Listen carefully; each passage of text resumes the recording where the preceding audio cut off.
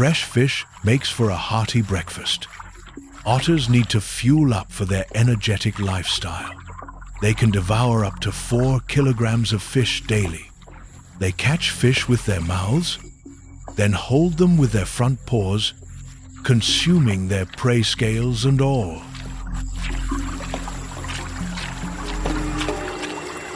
These deadly predators have a gentle side too. After breakfast is finished, it's time to play.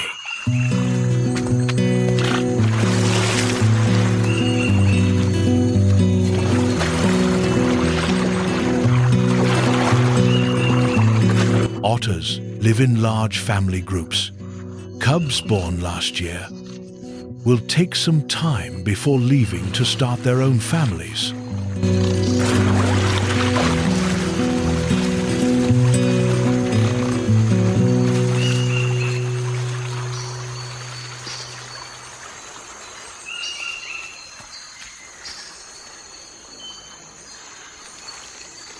The otter family's life revolves around their den.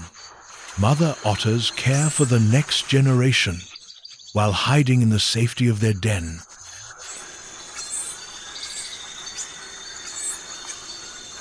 They have several dens scattered throughout their territory for finding food and to avoid unwanted attention from predators. This family regularly relocates between dens. The cubs are just a few months old, too young to swim on their own, so they must be carried by adult otters. The family heads upstream along the river.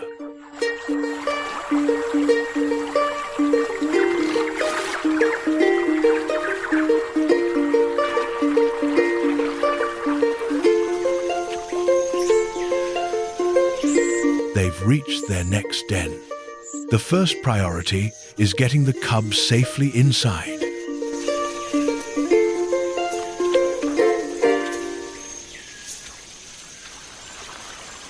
The male otter stands guard while his family settles into their new home.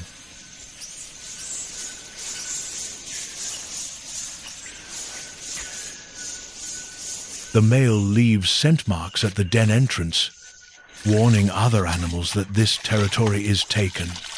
This pungent secretion keeps even the most curious neighbors at bay.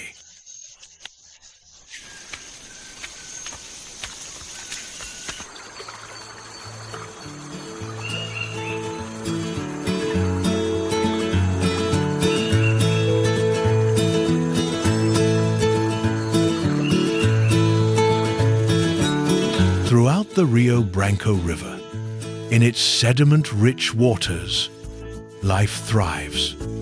Wildlife abounds along the riverbanks, including the world's largest rodents.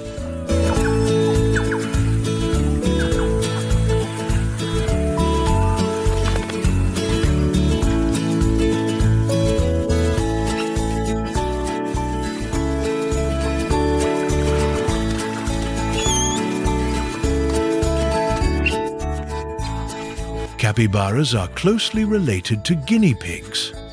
They're equally at home in water and on land, but the abundance of animals attracts unwelcome visitors.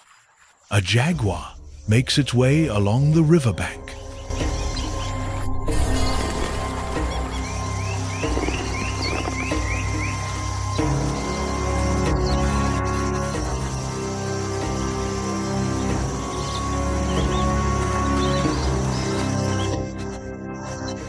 Capybaras are a delicious meal for jaguars.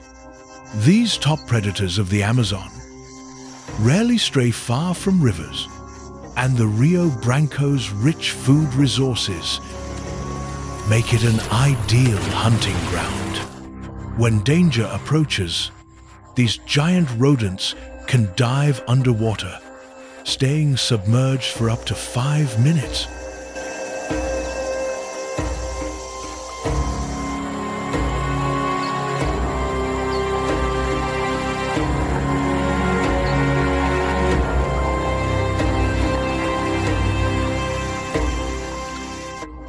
The jaguar quietly moves on, continuing its search for food.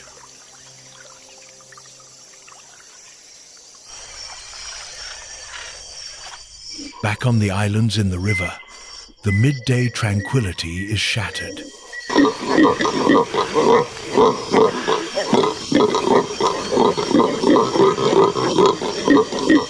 Howler monkeys can be heard across the entire island.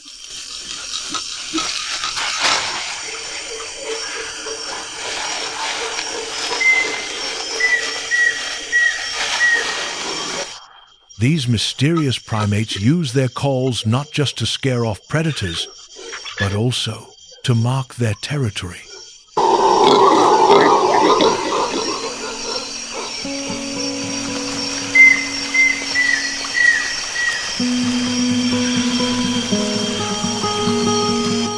Unlike their island neighbors, the squirrel monkeys, they tend to live in smaller groups and prefer to stay at the top of the canopy.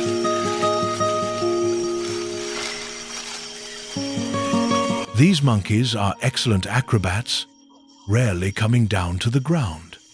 During the flood season, they're even more reluctant to descend, knowing all too well the dangers lurking beneath the water.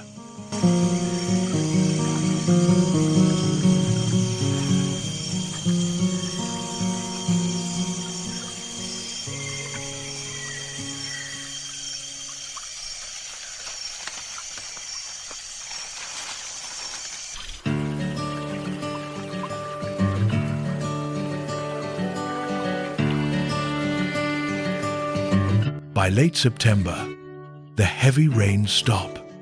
Water levels around the small islands drop by nearly a third.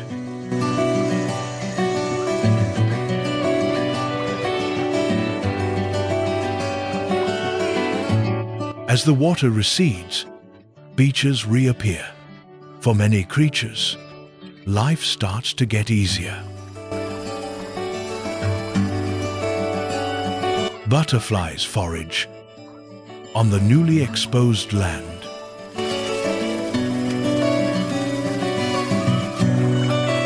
Migratory birds return to nest.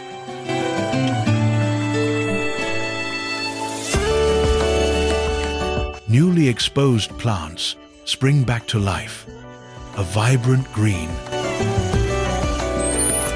As the receding floodwaters take the dangers with them, the squirrel monkey's fear of venturing below diminishes.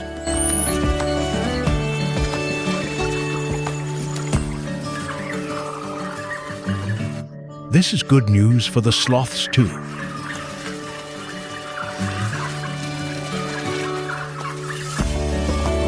But for the island's rainy season visitors, it's time to leave.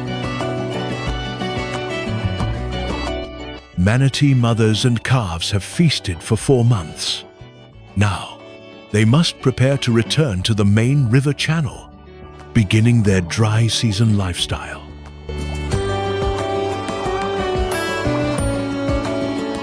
Fish are also forced to leave the flooded forests around the islands, returning to the deeper river channels.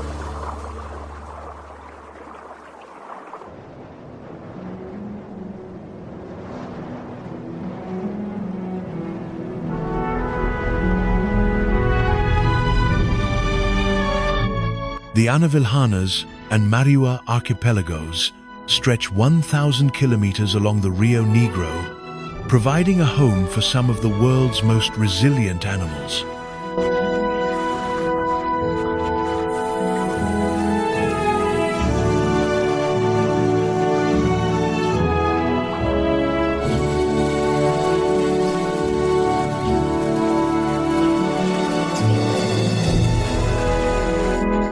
Each year, when floods submerge these islands, the animals living here must endure extreme conditions, but they have found ways to cope and learn to master this ever-changing environment. In this floating forest of the Amazon, you either go with the flow or forge ahead against the current. This is Wild Vibes. See you on another journey.